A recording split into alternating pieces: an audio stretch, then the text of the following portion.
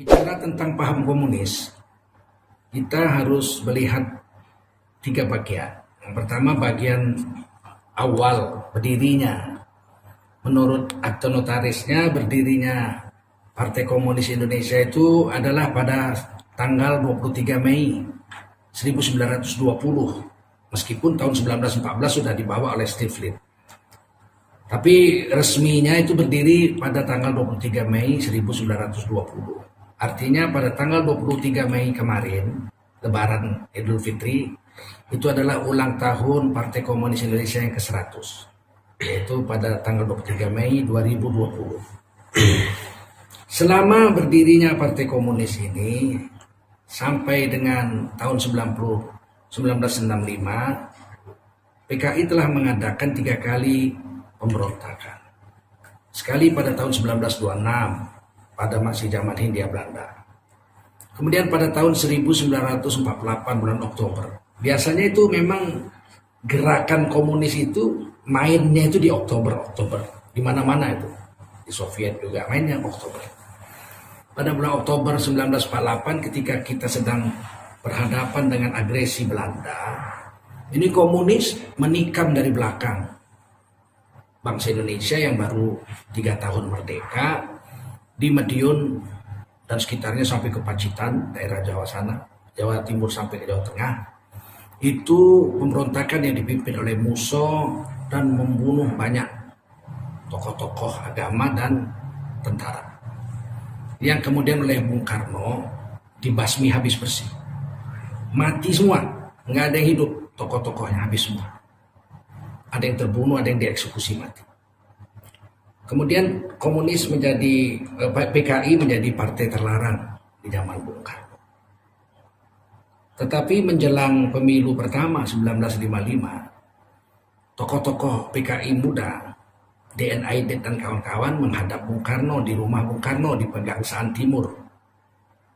Entah dialog bagaimana dialog dengan Bung Karno, kemudian berhasil meyakinkan Bung Karno untuk mencabut larangan.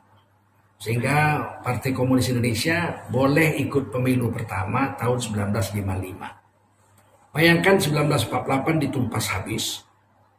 7 tahun kemudian 1955 PKI ikut pemilu pertama. Partai Komunis ini berhasil mendudukkan diri sebagai pemenang 4 pada konstituante. Menang pertama Partai Nasionalis Indonesia. Partai Nasionalis Indonesia pimpinan Bung Karno dengan 58 kursi konstituante. Pemenang pertama juga atau pemenang kedua sama kursinya, yaitu Majelis Syuro Indonesia Masyumi dengan 58 kursi konstituante. Ini partai yang didirikan oleh ulama-ulama, khususnya pimpinan Yai Hashim Asy'ari, pendiri Nahdlatul Ulama, 3 minggu setelah Indonesia merdeka pada tanggal 7 sampai 9 September 1945. Waktu itu Kongres Umat Islam pertama di Jogja diputuskan membuat partai politik Islam satu-satunya itu 3 minggu setelah Indonesia merdeka, yaitu Majelis Syuro Indonesia, tidak boleh ada partai lain. Itu keputusan tahun 45. Sayangnya kan Bung Karno tidak bisa buat pemilu selama 10 tahun, baru bisa dibuat 1955 karena terus kerusuhan, agresi Belanda, agresi 1, agresi 2, pemberontakan di daerah-daerah. Kemudian baru bisa pada tahun 1955 dan PKI berhasil itu. 7 tahun aja setelah dibasmi di Madiun tahun 48 berhasil mendudukkan diri menjadi peserta pemilu, dan pemenang ketiga waktu itu adalah Partai NU. Meskipun Kongres Umat Islam memutuskan, Yai Hashim Asy'ari pendiri NU mengatakan tidak boleh ada partai Islam selain Masyumi, nyatanya ketika menjelang pemilu itu tokoh-tokoh NU pergi haji bersama Bung Karno. Entah apa terjadi lobby di sana, pulang dari Mekah, pulang haji, tokoh-tokoh NU membuat partai sendiri. Partai NU keluar dari Masyumi dan berhasil mendudukkan pemenang ketiga dengan 30 kursi konstituante. Kemudian PKI dengan 28 kursi konstituante. Jadi mereka itu walau dibasmi tahun 48, 7 tahun kemudian sudah berhasil juara 4 dalam pemilihan pertama, pemilu pertama tahun 1955. Nah, kemudian kita lihat tidak berhasil membuat undang-undang dasar yang permanen, sebab waktu itu undang-undang 45 dianggap sebagai undang-undang dasar sementara tanda kutip. Tidak berhasil selama 4 tahun. Wah, itu bergumul terus, tidak mendapatkan suara yang mayoritas. Ketika dibuat Undang-Undang Dasar Islam oleh Masyumi, diveto oleh PKI, diveto oleh PNI waktu itu nggak berhasil. Sampailah 1959. Sudah ada sepakat sebetulnya Maret 1960 masa akhir konstituante akan dibuat itu draft undang-undang dasarnya itu. Tapi keburu Bung Karno mengeluarkan dekret presiden 5 Juli 1959, kemudian membubarkan konstituante, kemudian Bung Karno jadi presiden tanpa konstituante. Jadi MPR itu waktu itu dibubarkan oleh Bung Karno. Pada tahun 1960 itu kemudian terjadi pergumulan politik yang begitu dahsyat. Bung Karno mengeluarkan kebijaksanaan Nasakom, nasionalis, agama, dan komunis. Waktu itu yang mendukung Nasakom adalah yang pertama nasionalis, kelompok nasionalis diwakili oleh Partai Nasionalis Indonesia, pimpinan Bung Karno. Kemudian agama, nasionalis agama. Nah, agama itu diwakili oleh Partai NU. NU bersedia duduk di Nasakom bersama PKI. Ya, bersama komnya itu diwakili oleh PKI, partainya DNID.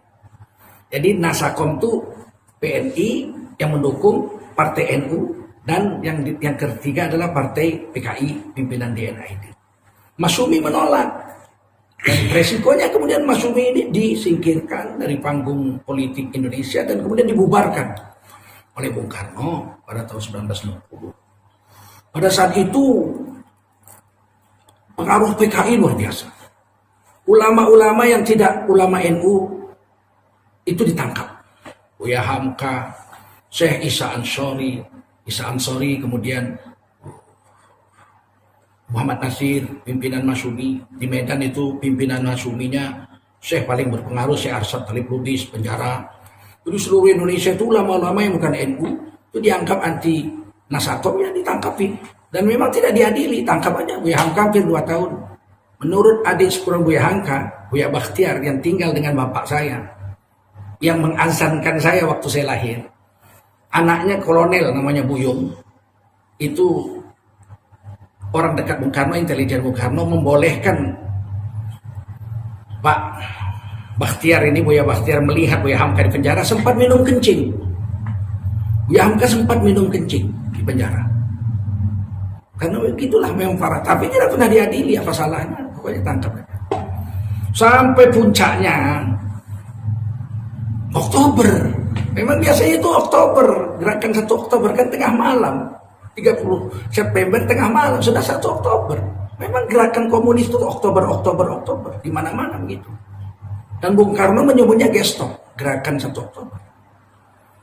Itu diculiklah Panglima Menpangat, Menteri Angkatan Darat waktu itu dibunuh, Jenderal Ayani, dengan asisten-asistennya. Ya. Kalau kita lihat deputi Menpangat itu ada 3, deputinya Ayani, Jenderal Ayani itu 3, deputi 1 Mursyid. Ini aman, ini nggak kena nih, nggak dibunuh. Tapi Mayor Jenderal Suprapto, deputi Menpangat 2 dengan deputi Menpangat 3, yaitu MT Haryono, itu dibunuh PKI, diculik oleh orang yang menamakan PKI, sebetulnya orang-orang Cakrawirawa pas Pampres waktu itu, orang dekat Soekarno, yaitu Letnan Kolonel Untung, diculik. Dan itu saksi sejarah masih hidup, anak-anak beliau ini masih hidup. Dan Jenderal Nasution pun diserang juga, beliau sempat loncat dari pagar belakang, tapi anak beliau, adik Irma Suryani Nasution, syahidah, wafat waktu itu sebagai syahidah umur 6 tahun, ditembak oleh komunis. Kemudian Jenderal Nasution selamat. Nah, ini ceritanya. Orang-orang penting, asisten-asisten itu seperti S. Parman, itu asisten intelijen, itu dibunuh juga. Beliau ini asisten intelijen TNI AD. Beliaulah yang ditugaskan oleh Ayani untuk mendata siapa-siapa orang PKI. Ketika itu terjadi konflik besar karena Subandrio pulang dari Mesir bawa dokumen. Katanya dokumen Dewan Jenderal itu, bahwa Angkatan Darat sudah membentuk Dewan Jenderal mau menggulingkan Soekarno. Tetapi kemudian ketika Presiden Bung Karno memanggil Ayani mengatakan ini isu yang ada Wanjakti, Dewan jabatan tinggi TNI untuk menentukan siapa jadi pejabat-pejabat itu ada dewan jenderal-jenderal yang memilih siapa-siapa orang untuk duduk pada jabatan-jabatan penting TNI. Wanjakti itu sampai sekarang masih ada. Bukan nggak ada itu dewan jenderal itu. Yang Bung Karno waktu itu ingin memberangus ini orang-orang ini, tapi tidak terjadi juga. Sampai terjadi pemberontakan minus Deputi Menpangat 1 Mursyid. Jenderal Mursyid ini aman. Pak Harto waktu itu tidak masuk dalam daftar. Mula-mula dalam sejarah itu Pak Harto masuk juga namanya, tapi kemudian dicoret. Ini jenderal, kalau zaman sekarang disebut jenderal abal-abal lah Pak Harto itu. Jenderal yang disingkirkan menjadi Pangkostrat, dan saya selalu ceramah di Pangkostrat itu waktu zaman Pak Harto itu, dan saya selalu bertanya dengan Pak Harto juga tentang itu. Pangkostrat itu dulu jabatan tidak penting, jabatan buangan. Hanya diberi tukang ketik, diberi ajudan, diberi beberapa orang staf, diberi supir, diberi kantor. Pasukan nggak punya, apa-apa nggak punya. Pasukannya ada di kodam-kodam. Makanya ketika Pak Harto ditugaskan untuk membasmi komunis, beliau nggak punya pasukan. Beliau punya pasukan diambil dari RPAD, RPK waktu itu. Kolonel Sarwedi, pasukan RPK lah yang bergerak. Dibantu dengan HR Darsono, Panglima Siliwangi waktu itu, untuk membasmi komunis itu. Tidak ada apa-apanya Pak Harto itu, makanya tidak masuk target dibunuh. Sekarang ini kan berkembang nih isu, ini makanya kita perlu mewaspadai komunisme sekarang. Nih saya masuk sekarang. Sekarang ini berkembang isu Pak Harto itulah dalang PKI yang sebenarnya. Ini tujuan keji, bejat betul ini. Memang PKI itu tugasnya begitu, memutarbalikkan fakta. Sehingga memang berbahaya. Kalau Pak Harto PKI, ada 3 alasan yang saya bantahkan. Yang pertama, kalau Pak Harto itu memang tokoh PKI, tokoh sentral PKI, maka selama 32 tahun Pak Harto jadi presiden, nggak mungkin dia nggak jadikan negeri ini jadi PKI. Nggak mungkin negeri ini tidak dijadikan komunis oleh Pak Harto. Minimal yang baik sama komunis. Nyatanya pada tahun 1967, bulan Oktober juga itu, Pak Harto memutuskan hubungan diplomatik dengan Republik Rakyat Cina. Karena komunis Indonesia ini afiliasinya bukan ke Soviet, tapi afiliasinya ke Cina. Cina, PKI, komunis yang ateis. Dan brutal ini, banyak sekali membunuh orang. Jadi komunis Indonesia, DNID itu afiliasinya ke RRC, Republik Rakyat Cina. Sudah ada poros waktu itu zaman Bung Karno itu 3 poros. Jakarta, Pyongyang, Peking. Jadi memang kita ke Peking, bukan ke Soviet, walaupun sama-sama komunis.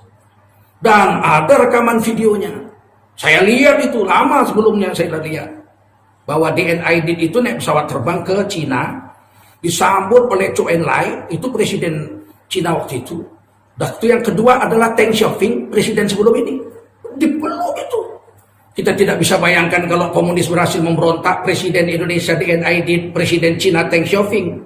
Jadi apa ini negeri ini? Takdir Allah berkehendak lain. Pemberontakan yang dilakukan oleh Aidit dan kawan-kawan gagal. Kemudian, kalaulah Pak Harto itu betul PKI, gembong PKI, pasti 32 tahun Pak Harto jadi presiden, Indonesia sudah mengarah ke PKI, minimal bau-bau PKI. Nyatanya kan tidak, murni Pancasila, anti PKI, anti komunis. Kalau saya bilang PKI artinya komunis. Kemudian yang kedua, kalau betul Pak Harto gembong komunis, gembong PKI, pastilah anak-anak PKI yang sekarang ini, termasuk anaknya Aidit, termasuk yang bangga jadi anak PKI itu, tulis buku itu, Ripka Ciptaning dan lain-lain itu, mestinya bergabung ke partainya Pak Harto, akrab dengan keluarganya Pak Harto. Kenyataan anak-anak PKI ini sekarang bergabung di partai mana sekarang ini? Apa partai yang dekat Pak Harto atau partai yang mana? Coba buka mata kita besar-besar. Ini apa mutarbalikan PKI? Ya saya pokoknya ini kita dengar aja, kita lihat. Kalau betul Pak Harto ini gembong PKI, dalang PKI, pasti anak-anak PKI yang 28 kursi itu yang sekarang katanya 20 juta sampai 15 sampai 20 juta menurut Ripka Ciptaning di TV swasta, saya dengar lagi langsung dia bicara ada 15 sampai 20 juta. kader anak-anak PKI. Komunis PKI bisa dibubarkan, tapi ideologi komunis tidak bisa dibubarkan. Ada 15 sampai 20 juta anak-anak komunis yang siap bangkit kembali. Nah mereka itu pasti berafiliasi ke Soeharto, ke keluarga Pak Harto, ke partainya Pak Harto, Partai Golkar. Kalau sekarang ada partai berkarya kan kenyataannya kan ke partai yang lain. Ini kan nggak masuk akal masa gembong PKI ditinggalkan oleh anak-anak PKI. Dan yang ketiga alasan Pak Harto itu tidak mungkin gembong PKI. Karena intelijen Menpangat waktu itu, S. Parman itu tak pernah memasukkan Pak Harto itu dalam golongan PKI. Kalau Subandrio dan lain-lain itu masuk. Sehingga ketika Nasution lolos dari pembunuhan Jenderal Abdul Haris Nasution, beliau mencari perlindungan itu ke kantornya Pak Harto, menjumpai Pak Harto. Kalau dia PKI Nasution pasti sudah tahu dia Jenderal bintang 4, masa dia nggak tahu tentara-tentara yang berafiliasi ke komunis. Ada intelijen dia, kok Suprapto, Mayor Jenderal Suprapto, S. Parman itu kan tahu.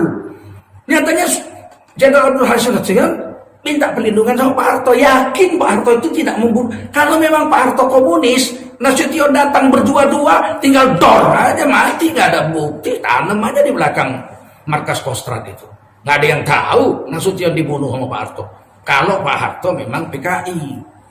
Nah, ini kan harus dibuka akal sehat kita agar kita ini terlindung daripada bahaya komunis gaya baru yang memutarbalikkan fakta ini. Sangat berbahaya bagi orang-orang yang tidak cerdas.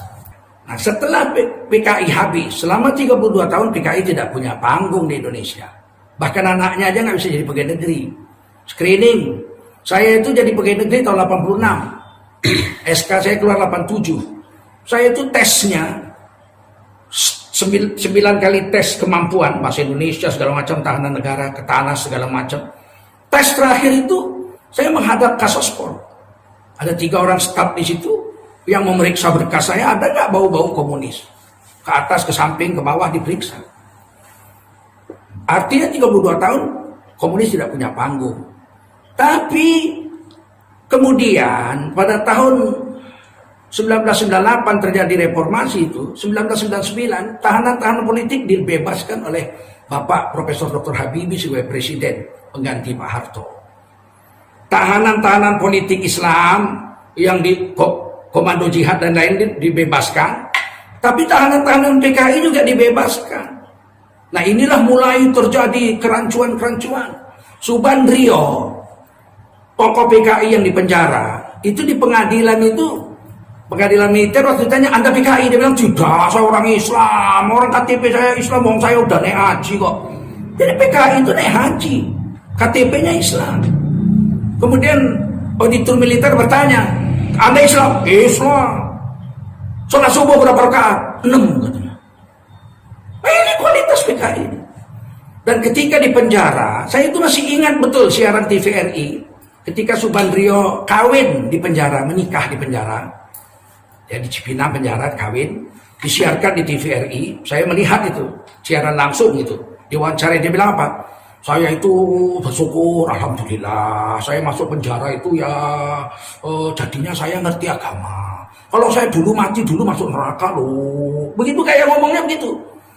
Alhamdulillah saya masuk penjara, saya belajar ngaji, udah bisa baca Quran. Sekarang saya menikah, ya saya itu bersyukur bisa belajar agama, dulu nggak tahu agama.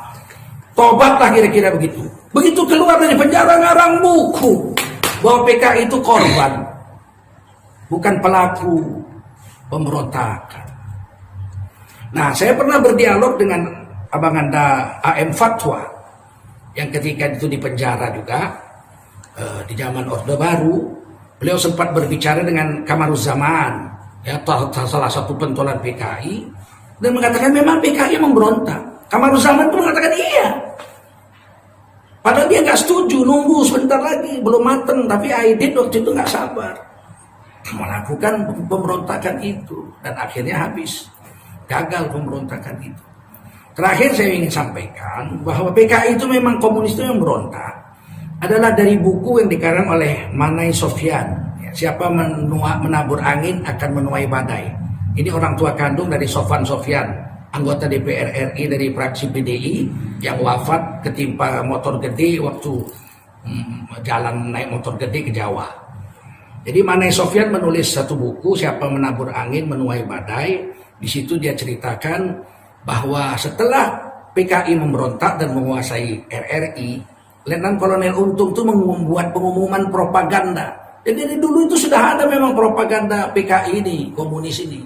Apa yang dia umumkan di dalam buku Maneh Sofyan itu, dan bapak saya memang ceritakan pada saya itu dari siaran radio RRI. Begini ceritanya. Untung mengumumkan bahwa Dewan Revolusi telah menguasai RRI, menguasai negara Indonesia, maka didukung oleh tokoh-tokoh agama dan tokoh-tokoh nasional. Di antaranya Ria Kudu, Brigadir Jenderal Ria Kudu dari Lampung. Ini bapaknya kandung daripada Jenderal Ria Mizat Ria Kudu, mantan Kasat ketika zaman Ibu Megawati. Jadi Jenderal Ria Mizat Ria Kudu ini punya bapak namanya Brigjen Ria Kudu. Itu masuk dalam pengumuman Untung di RRI bahwa Ria Kudu ini PKI, komunis yang mendukung gerakan pemberontakan G30S PKI menurut kita, Gestop menurut Bung Karno. Kemudian paman guru saya, Syekh Sirajuddin Abbas, Ketua Persatuan Tarbiyah Islamiyah, pernah jadi menteri juga zaman Bung Karno. Itu disebut sebagai tokoh agama yang komunis. Ini propaganda sesat, fitnah yang dilakukan oleh komunis PKI. Jadi dari dulu memang kerjanya begitu, memutarbalikkan fakta. Sehingga kalau sekarang diwaspadai ini komunis akan memutarbalikkan fakta sebagai korban dan sebagainya, itu jangan dibilang tidak ada. Jenderal Ria Mizat Ria Kudu mengatakan, kalau ada orang mengatakan, waktu itu beliau Menhan, kalau ada orang mengatakan PKI komunis tidak ada di Indonesia, PKI memang sudah bubar. Komunis tidak ada, berarti orang itu komunis. Terakhir saya tutup, ciri-ciri komunis yang perlu diwaspadai. Paham komunis yang pertama itu anti agama. Ada bilang, wah ini hari saya baca ini, tulisan orang yang mengaku sebagai tokoh Ansor, pemuda Ansor, mengaku itu aktivis Ansor. Dia bicara, dia katakan apa? Aidit itu orang yang soleh, namanya Ahmad Aidit ini. Orang yang soleh, khatam Quran, rajin baca Quran, segala macam lah pokoknya. Hanya dibuat-buat ini oleh Pak Harto, bahwa PKI komunis ini adalah jahat. Kalau memang Pak Harto yang buat-buat, bagaimana dengan komunis yang ada di Pol Pot, yang ada di Kamboja, bunuh 3 juta orang, apa itu diinisiasi Pak Harto juga? Komunis yang ada di Albania, komunis yang ada di Soviet, apa itu diinisiasi Pak Harto juga? Ini kan satu fitnah. Ciri-cirinya anti agama. Yang kedua, anti ulama. Pasti ulama akan dibujuk busuk-busukkan. Supaya apa? Supaya tidak diakui oleh umatnya, umat Islam. Yang ketiga adalah mereka ini suka adu domba. Itu selalu diadu domba. Ini dengan ini diadu domba. Sekarang ini kita kelihatan ini. P3 pecah, Golkar pecah, PKB sempat pecah. Ya begitu, memang begitu. Memang ada adu domba. Kemudian pemutar balikan fakta, seolah-olah PKI itu bagus, komunis itu bagus. Menyusup ke pemerintahan, sebagaimana dulu Aidit itu buat upacara nasional komunis PKI, ulang tahun PKI di Gelora Senayan Jakarta. Itu Bung Karno hadir, dan Bung Karno pidatonya mengatakan itu subur-suburlah PKI, subur-suburlah PKI. Itu dipendam video itu oleh Pak Harto. Mikul dhuwur mendem jeruk, gak mau membuka aib atasan, simpen. Itu video disimpan 32 tahun oleh Pak Harto. Sekarang itu muncul ini. Dulu saya tanya kenapa ini nggak terbongkar. Sudahlah, orang sudah wafat, kita tutup saja sudah. Begitu mulianya. Tapi itu sekarang diputarbalikkan. Betapa dekatnya Aidit dulu dan kawan-kawannya dengan Bung Karno sehingga bisa mempengaruhi kebijaksanaan. Mereka memang menyusup. Kemudian apa? Kalau lemah bergabung di pemerintah, kalau udah kuat akan memberontak.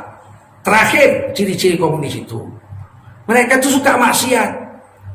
Dulu kalau Masumi bikin acara Maulid Nabi malam hari ini, tablik akbar, besok paginya PKI bikin joget-joget, keledean, genjer, laki-laki perempuan joget. Atau malam yang sama, ini misalnya Muhammadiyah bikin tablik akbar nih tentang Maulid Nabi, nggak jauh dari situ mereka bikin panggung joget-joget, keledean kata orang Jawa itu. Memang dari dulu begitu. Mereka itu memang suka maksiat. Orang main judi difasilitasi, orang mabuk difasilitasi. Karena bagi mereka nggak ada haram halal, kan mereka nggak mau beragama. Nah, kalau dikatakan mereka, oh kami ini komunis tapi kami beragama. Alah, komunis Indonesia ini berafiliasi ke RRT, Republik Rakyat Cina, mereka nggak beragama. Makanya nggak heran kalau ada tokoh-tokoh Indonesia sekarang yang nggak percaya hari kiamat. Hari kiamat itu dongeng-dongeng aja gitu. Itu hanya ramalan-ramalan saja. Udah kelihatan mereka nggak suka agama. Nah, ini aja saya pikir maka kita wajib mewaspadai bahaya komunis. Sebab 7 yang saya sebutkan itu anti agama, anti ulama, suka adu domba, pemutarbalikan fakta, menyusup kemana-mana. Kalau lemah bergantung pada pemerintah, kalau kuat memberontak. Yang ke-7 mereka suka kepada maksiat-maksiat. Alangkah bahayanya Indonesia yang berdasar ketuhanan Maha Esa, yang menjamin tiap-tiap warga negara untuk memeluk agama dan menjalankan agamanya 100%. Kalau ada satu kekuatan yang anti agama dan komunisme ini. Dan alhamdulillah TAP MPRS nomor 25 masih berlaku sampai sekarang. Komunisme, ateisme, PKI, komunisme, ateisme dan Leninisme dilarang di Indonesia. Terima kasih. Wassalamualaikum warahmatullahi wabarakatuh.